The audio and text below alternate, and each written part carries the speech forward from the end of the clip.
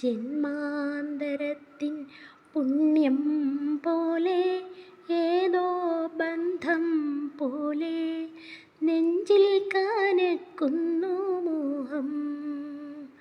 മേലെ മേലെ മാനം മാനം നീളെ മഞ്ഞിൻ കൂടാരം അതിലാരോ ആരാരോ നിറദീപം ചാർത്തുന്നു. അപ്പോഴേ വേനലല്ലേ, വേനലിന് ഇങ്ങനെ ഇരുന്നപ്പോൾ വേനൽപ്പാട്ട് പാടിയതാണ്. ഇത് വേനൽപ്പാട്ടല്ല, വളരെ ഹൃദയസ്പർശിയായ ഒരു രംഗത്തിൻ്റെ പാട്ടാണത്. നമ്മുടെ മമ്മൂട്ടി, വേറെ ആരാണെന്ന് എനിക്കറിയത്തില്ല, ഞാൻ ഫിലിമൊന്നും അധികം കണ്ടിട്ടില്ല. ഓക്കെ പോട്ടെ, അതൊക്കെ വിടട്ടെ. അപ്പോൾ നമ്മളെ SSLC കുഞ്ഞുങ്ങൾ ഇങ്ങനെ പരീക്ഷ എഴുതിക്കൊണ്ടിരിക്കുകയാണ്. വേനൽ ചൂട് അതൊന്നും അവരെ ബാധിക്കാതിരിക്കട്ടെ എന്ന് പ്രാർത്ഥിക്കുന്നു. പിന്നീട് എന്താണ് വിശേഷം? പല കിണറ്റിലും വെള്ളമില്ല. പിന്നെ പഞ്ചായത്തേക്ക് വെള്ളം കൊണ്ട് കൊടുക്കുന്നുണ്ട്, കുടിവെള്ളം.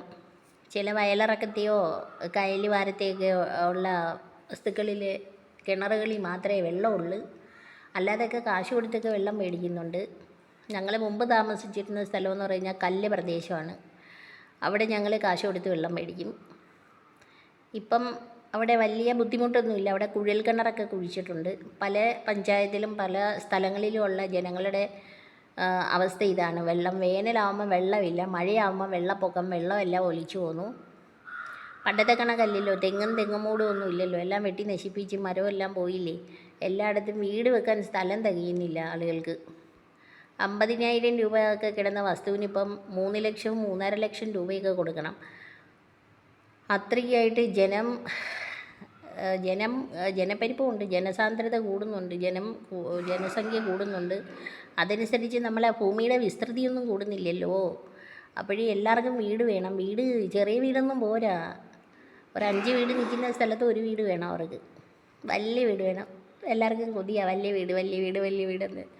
എന്തായാലും വലിയ വീട് വെച്ച് മരമെല്ലാം വെട്ടിപ്പോയി. ആ പൂത്തുലഞ്ഞ് നിൽക്കുന്ന മാവും മുരിങ്ങയും കശുമാവും, കശുമാവൊക്കെ കണ്ടിട്ട് ആ കശുമാങ്ങയൊക്കെ കഴിച്ചിട്ട് കാലങ്ങൾ കടന്നു പോയി. എനിക്ക് കൊതിയാണ് കശുമാങ്ങ തിന്നാൻ. ഞാൻ ശരിക്കും പറഞ്ഞാൽ കുട്ടിക്കാലത്തൊന്നും ഇതുപോലെ ഈ കശുമാങ്ങ തിന്നും മാങ്ങ തിന്നും കളിച്ചും ചിരിച്ചും കൂട്ടുകാരുടെ കൂട്ടുകൂടിയും ഒന്നും എനിക്ക് ജീവിക്കാൻ പറ്റിയിട്ടില്ല. ഞങ്ങളെയൊന്നും എങ്ങും വിടത്തില്ല. പഠനം പഠനം പഠനം പഠനം പഠിച്ച് ഇപ്പോൾ അവസാനമായപ്പം ജീവിതത്തിൻ്റെ പഠിത്തമെല്ലാം തീർന്നെത്തിയപ്പോൾ മനസ്സിലായി പോയതെല്ലാം നല്ല കാലമായിരുന്നു. ഇപ്പോൾ പിള്ളേരുടെ സ്വഭാവമായി മാറിയിരിക്കുകയാണ്. എന്ത് ചെയ്യാൻ, ഇനി പോയ കാലമൊന്നും തിരിച്ചു കിട്ടത്തില്ല. കളിക്കേണ്ട സമയത്ത് കളിച്ചും ചിരിച്ചും കളിച്ചും ഓടിയും മാവി കയറിയും മാങ്ങ കഴിച്ചും ഒക്കെ. ഇപ്പോൾ ദാണ്ട നാട്ടുകാരെ വീട്ടിലെ മാങ്ങയൊക്കെ ചോദിച്ച് കടിച്ചു പറിച്ച് തിന്നുകൊണ്ടിരിക്കുന്നു ഈ വയസ്സ് കാലത്ത്. അവരിന്ന് വിചാരിക്കും ഇതിൻ്റെ ഒരു പിള്ളേരെ സ്വഭാവമൊന്നും. പിന്നെയാണെങ്കിൽ അന്ന് കാണില്ല, പെരുന്നാളിനോ ഓണത്തിനോ പിന്നീട് നമ്മളെ ഉത്സവത്തിനൊക്കെയില്ലേ കുപ്പിയോളം ഇടുന്നത്. ഇത് കുപ്പിയോളം ഇട്ടുകൊണ്ട് പോരില്ലേ, പറ്റില്ല സ്കൂളിലൊന്നും. ഇപ്പം കൊതി വന്നിട്ട് ഇതാ കുപ്പിയോളം മേടിച്ച് അങ്ങ് കയ്യെ കയറ്റിയേക്കുക. എവിടെ ചെന്ന് അവസാനിക്കുന്നു. എനിക്ക് ഇങ്ങനെയുള്ള കാര്യങ്ങളൊക്കെ ഇങ്ങനെ പറഞ്ഞോളാം. ഇവിടെ എങ്ങും ആരുമില്ല പറയാനൊന്നും. ഡാഡി മുകളിലിരിക്കുന്നു, ഞാനിവിടെ ഒറ്റയ്ക്കിരിക്കുന്നു. എനിക്ക് കൂട്ടിനെങ്ങും ആരുമില്ല. ഞാനിങ്ങനെ ഒറ്റയ്ക്ക് ഇങ്ങനെ ഇരിക്കും. അങ്ങനെ ഇരുന്ന് പാട്ട് പാടിക്കൊണ്ടിരുന്നായിരുന്നു. അപ്പം നിങ്ങൾക്കെല്ലാവർക്കും ആയുരാരോഗ്യ സൗഖ്യം നേരുന്നു. ഈ ഏകാന്തത എന്ന് പറയുന്നതുണ്ടല്ലോ, നമുക്ക് സഹിക്കാൻ പറ്റത്തില്ല. നമ്മൾ ഒരുപാട് കൂട്ടുകാരുമായിട്ട് കൂട്ടുകൂടി പഠിച്ചുകൊണ്ട് നടന്നില്ലേ. എന്നിട്ട് നമ്മൾ ഹോസ്റ്റലിലേക്ക് താമസിക്കും. അപ്പോൾ എല്ലാവരും കൂടെ പാതിരാത്രി 2 മണി എണീറ്റിരുന്നത് കുറയ്ക്കും. കാരണം വയറ് വിശക്കുന്നത് 2 മണിക്കാണ്. 12 മണി 1 മണി 2 മണി എല്ലാം കിച്ചനെല്ലാം അടച്ചെത്തുമ്പോൾ വിശക്കും. അപ്പോഴവിടുന്ന് ഇവിടുന്ന് എല്ലാവരുടെയും കൂടെ പൊരിപ്പ് സാധനങ്ങൾ, വറ്റലും ചിപ്സും ബിസ്ക്കറ്റും പിന്നെ മിക്സറും എല്ലാം എടുത്ത് വെച്ച് കറുമുറ് കഴിച്ചിട്ട് ഈ വാർഡൻ വന്ന് നോക്കുമ്പോഴത്തേക്ക് എല്ലാം കൂടെ ഉണർന്നിരുന്നിട്ട് ഓരോരുടെ ഈ ഡോറിലൊരു കൊട്ട്. ഇതെല്ലാം കൂടെ അത് ആ വായി വെച്ചുകൊണ്ട് ആ പൊതിയോടുകൂടി പുതപ്പിനകത്തോട്ട് അങ്ങ് ചരിയും. എന്തായിരുന്നില്ലേ ലൈഫ്.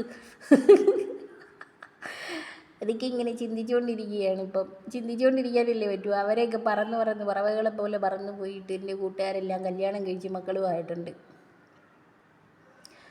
അപ്പോൾ എല്ലാവരും ഇങ്ങനെയുള്ള ഒത്തിരി മെമ്മറീസ് കാണും, സ്വീറ്റ് മെമ്മറീസ് എല്ലാവരുടെയും ലൈഫിൽ. ഞാനിങ്ങനെ ഓർത്തുന്നേ ഉള്ളൂ.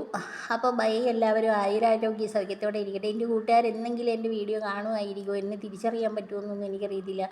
അന്നൊന്നും ഞാനിങ്ങനെ തലയിൽ തുണിയൊന്നും ഇട്ടുകൊണ്ട് നടക്കുന്നതല്ല. അന്ന് ഒരുപാട് ലോങ് ഹെയറാ. പിന്നീട് വണ്ണം കുറവാണ് വളരെ. അങ്ങനെയൊക്കെയായിരുന്നു. എൻ്റെ ഏതെങ്കിലും കൂട്ടുകാരുടെ അടുത്ത് ഇത് എത്തണമെന്ന് ഞാൻ പ്രാർത്ഥിച്ചുകൊണ്ടിരിക്കുന്നു. അപ്പോൾ എല്ലാ SSLC കുഞ്ഞുങ്ങൾക്കും വീണ്ടും അനുഗ്രഹ ആശംസകൾ. ഞാൻ വയ്ക്കട്ടെ. എല്ലാവർക്കും ആയുരാരോഗ്യ സൗഖ്യം നേരുന്നു കേട്ടോ.